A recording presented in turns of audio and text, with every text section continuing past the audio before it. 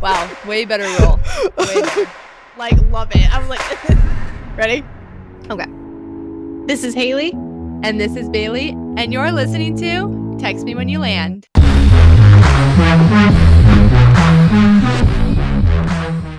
Hey, Bailey, how's it going?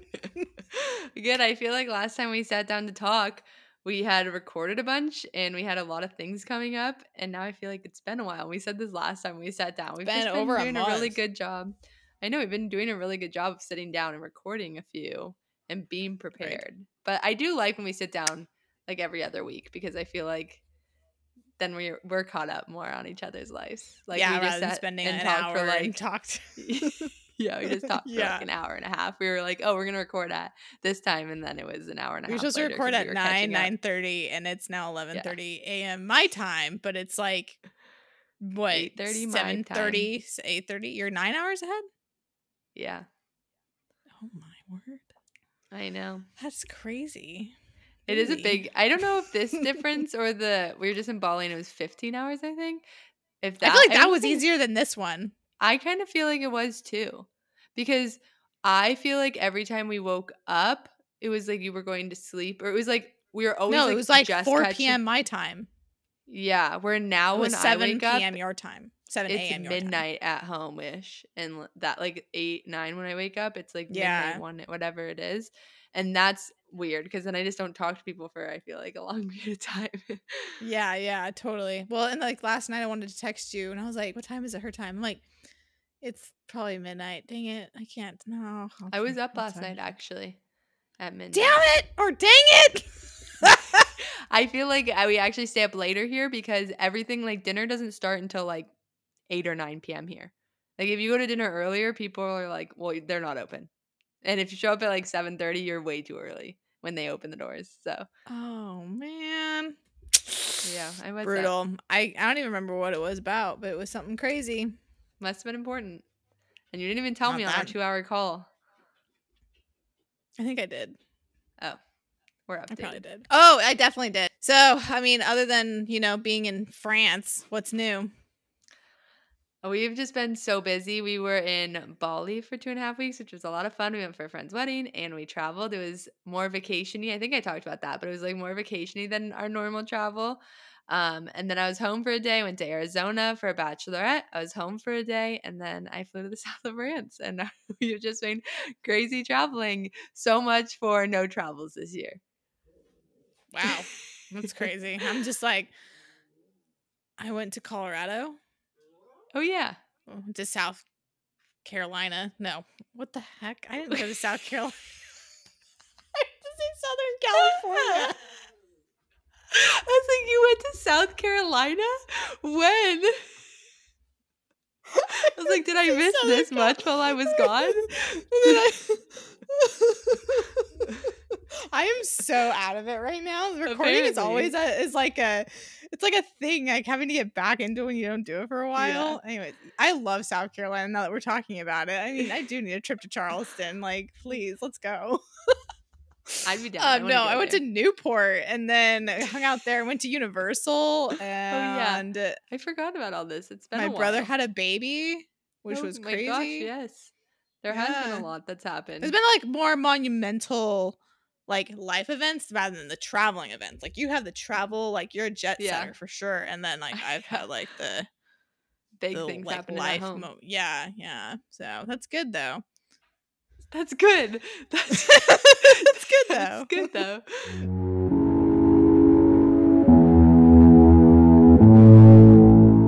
Well, I think that what's been super interesting about all this long distance with us, because like getting used to time zones and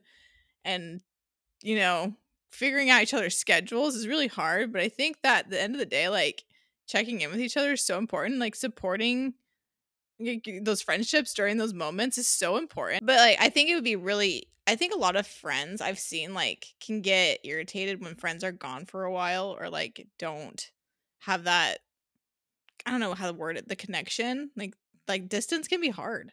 And like also seeing other people, like for example, like people can get so jealous about other people's lifestyles. Like I could easily see myself like 5 years ago, before we even met, if we were friends 5 years ago, me being so jealous of your lifestyle, but, like, I'm so confident where I'm at right now, like, I'm just so happy for you. You just had a really cool flying experience, and I'm, like, I was so excited for you to be able to actually, like, experience what I had experienced because now we could, like, talk about it, and it's just, like, such a different type of dynamic, and I think it's really cool when people can actually be authentically happy for each other rather than being like, oh, cool, yeah, whatever, you know? Yeah, and to actually be able to talk about it. You actually said something that I was gonna bring up when we had decided to do this topic, so I'm gonna bring it up, but I think it was an interesting point you had, was do you think there's different times that you're able to be more supportive of people? Because you were saying, like, 5 years ago, where you were at, it would've been really hard for you, versus where you're at now, you're able to be more supportive, and I think that was something I feel like I've noticed is different times people are able to be more supportive, and there's sometimes even if you have an amazing friendship that it's harder for someone to be supportive, not because of like what I would be doing, but like the spot you're in or vice Mhm. versa. Does that make So, sense? would you say, like, because I feel good at where I'm at right now, like, maybe in, like, 3 months, I may not be as good of a spot? Could Yeah, that it could be change? whenever. It can change, I think. I feel like it can change. Maybe not in 3 months. It could be like a year, but I think everybody goes through different periods of being really I think being supportive comes from being confident in where you're at. And I think you have different times when you're very confident and you're really happy with where you're at.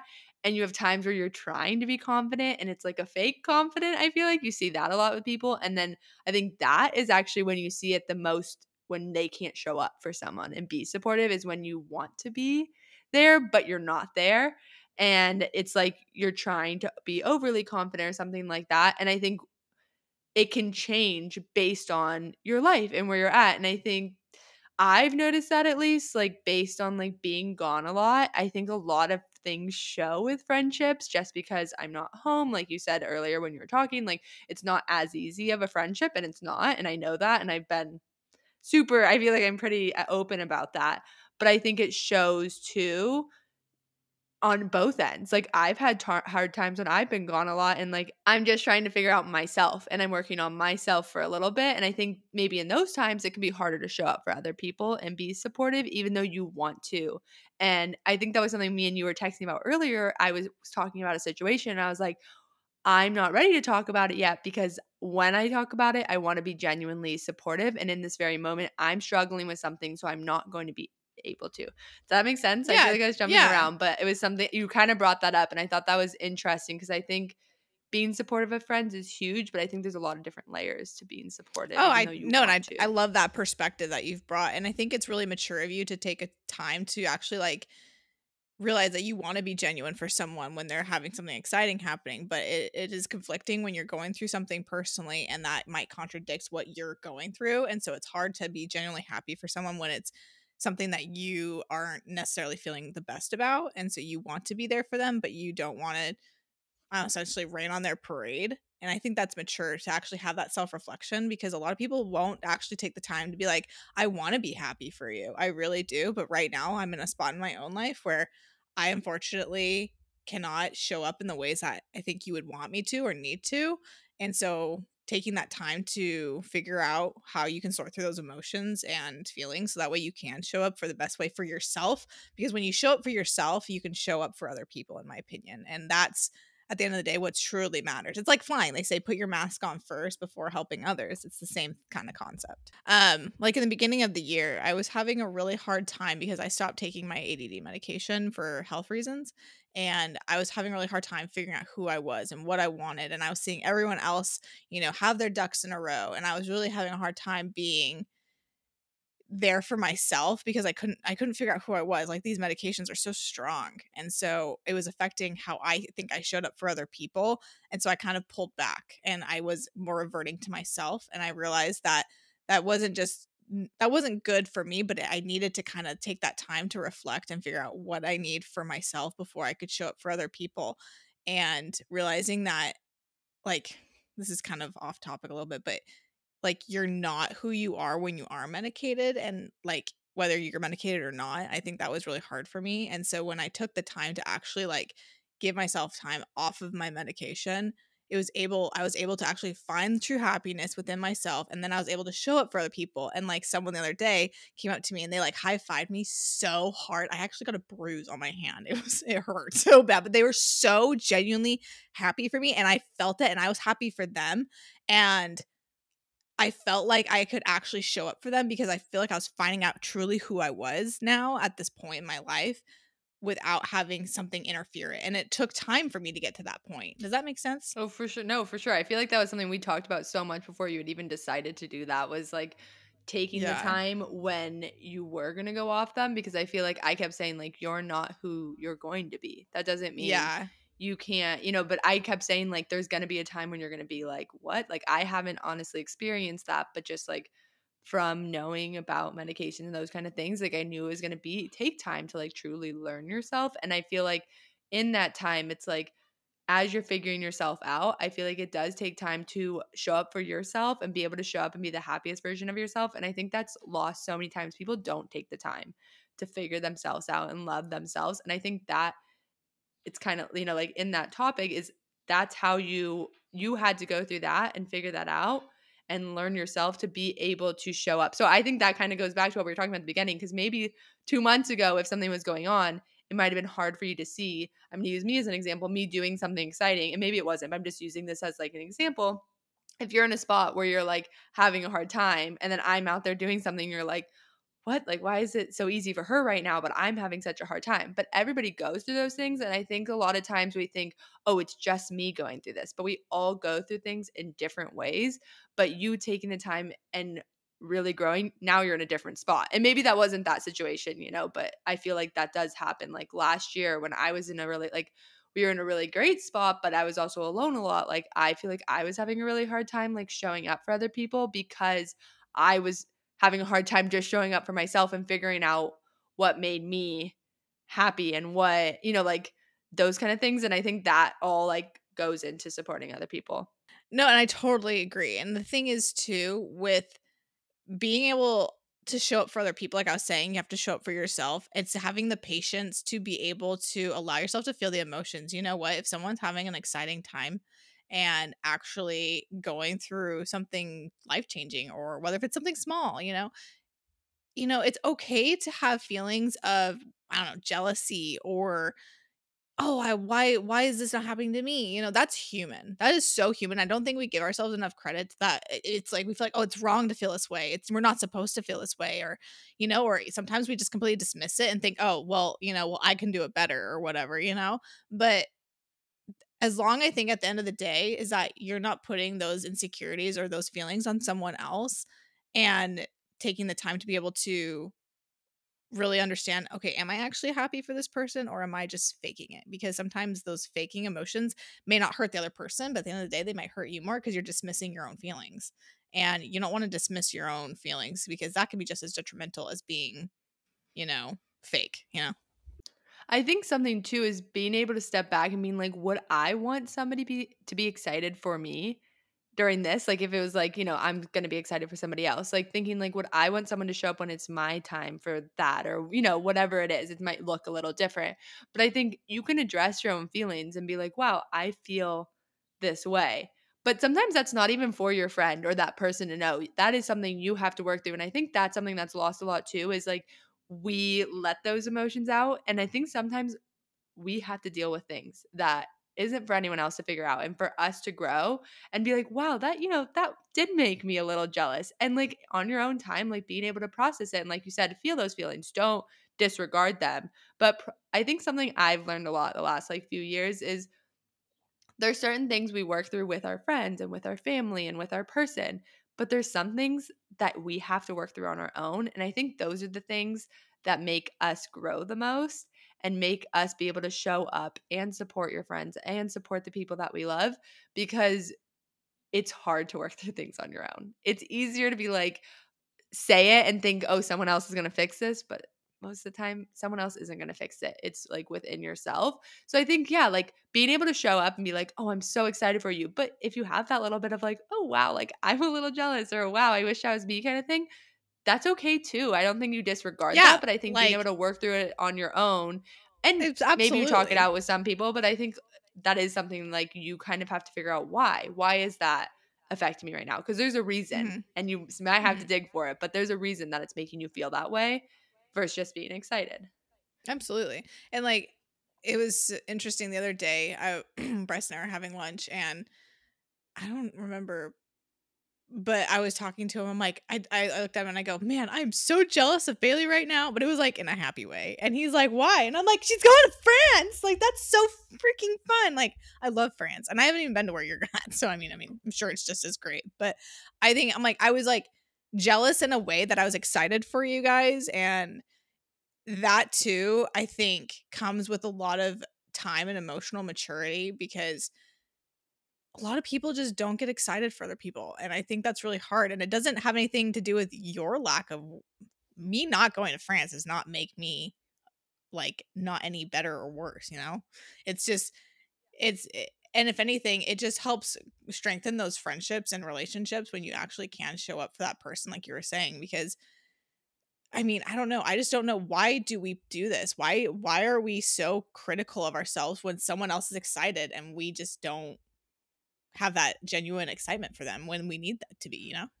Yeah, no, I think that's I feel like that is really coming down to like one, being confident in where you're at, working on yourself. Like I think those are all things I feel like I've seen it a lot with our lifestyle. Like we have such a unique lifestyle and I share a lot of it, but you're not seeing everything. I mean, like you might know a lot more, but like I only can share so much online and we have things that we don't share. I think it's like, to me, I've seen it a lot where people like make little comments or have something to say because they like, and it comes out, they're like, oh, I was like jealous that you were doing that, or I was doing this or whatever, or like your relationship. And I think when someone's not working on themselves, you start to see the comments in little ways that they probably don't think you realize. But I started to have a really hard time where I was like, I'm having a really hard time talking to this person or this person because all the little comments are adding up. And it's like, and everyone would be like, why does it matter? Like, we're happy, we're good. And I'm like, no, for sure. But going to a lunch and hearing little comments like that over and over starts to be like a little frustrating and a little like, you almost start to feel like bad about what you're saying or where you're at, but you don't want to feel that way. Does that make sense? Like I think that comes from either not addressing why they feel that way or not realizing it and the comments come out. Like I feel like I've even caught myself doing that where you're like talking to someone and then you make like a little like jab almost and then you're like, "Oh my god, that came out so wrong," but it was cuz I hadn't processed maybe how I really Mhm. felt, and then it comes out in Yeah. that little like jab Mhm. and then I'm It's like, kinda "Whoa." yeah. I remember, one of the episodes we talked about how, like, similar to what we're talking about now, but you had talked about you were gonna reach out to a brand, and it was, like, a big brand or something like that, and my immediate response was, "Oh, good luck." Like, it was kinda like that sarcastic, and it just, like, flew out of my mouth, and I was like, and I even stepped a step back, and I was like, "Whoa," like, I did not mean it like that, but that was my own insecurities at that time, because and I said, like, "I'm so sorry, like, I genuinely hope that that works out for you." But it's like those human tendencies, like, tend to happen and, allow room for grace, but correct it. Like, apparently, I saw this reel the other day that said one of, like, 6 things that are signs of an emotional, immature person, and one of them was lack of saying, "I'm sorry."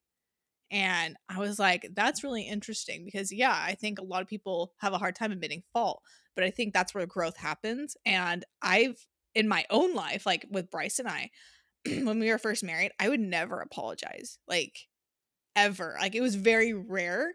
And he grew up in a family where he was always apologizing. And so it was like the extremes of both. And so he like would bring it up to me like, you really kind of hurt my feelings when you said this, or, I didn't really love how that was approached. And I would be like, okay, well, sorry, that's how I deal with stuff. And then I realized, like, as I've grown and worked on myself, I'm like, holy crap, that was not okay. Like, you can't just dismiss their feelings like that.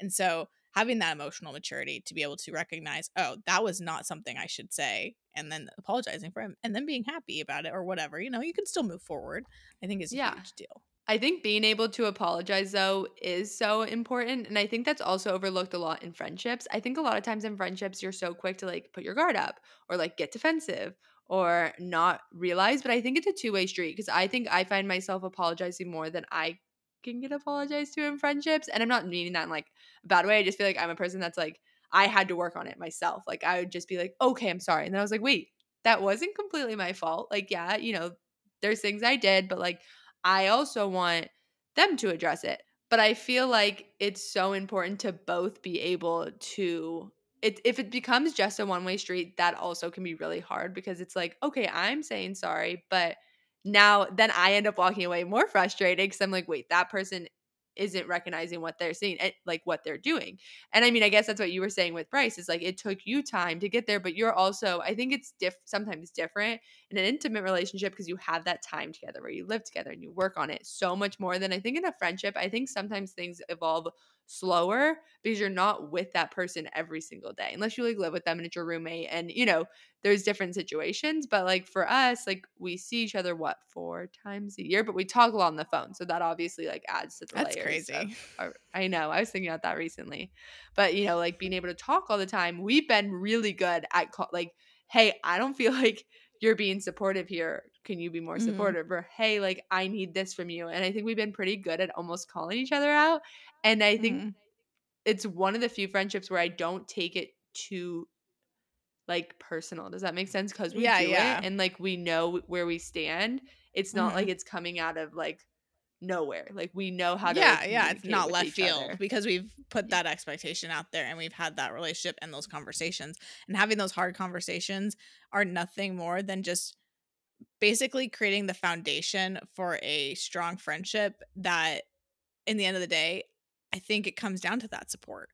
Because support can come in all shapes and sizes, whether it's a happy event or supporting them through a hard time or, being excited for them in, I don't know, there's just so many different types of ways you can support a friendship and relationships that most people don't look at it from that perspective. And I think it's good that we have these conversations like right now. I mean, I'm sure a lot of people haven't thought about how saying apology or saying I'm sorry and apologizing could be a type of supporting a relationship. I mean, I've never really actually considered it that until we've verbalized it right now. Yeah, no, that's a really good point. I feel like there's so many different ways to be supportive, and I think you can be supportive, like excited and that kind of support, or it can be like a hey, I'm thinking of you. How are you doing? Support. Or it can be like there's so many different ways, or oh, I'm so excited for you. Congrats on this. Support. Like there's different ways, and I think people show it in different ways. So I don't think it fits in this box, but I do think being supportive comes down to where you're at. And I think that's something you need like people need to step back and realize is why am I not able to show up for this friend or why is someone not showing up for me maybe? And that can be something you can have a conversation about being like, "Hey, I recognize you're in this spot, but I'm really needing your support as a friend. Is there a way we can like, find a happy medium?" Because there's different things, but I think communicating it and discussing it and also seeing why you might be doing that or why they might be in that spot to not be able to show up how you need them to in that moment. I'm curious to know what your guys' thoughts are on how you think what is the biggest way that you or someone supports you, whether in a friendship, relationship, any dynamic, work, it doesn't matter. I'm curious what is the most important way for them and how they show up for you? Is it being excited when something good happens? Is it, saying I'm sorry? Is it, asking how they're doing? Like what ways do your relationships show the most support and what's the biggest one for you?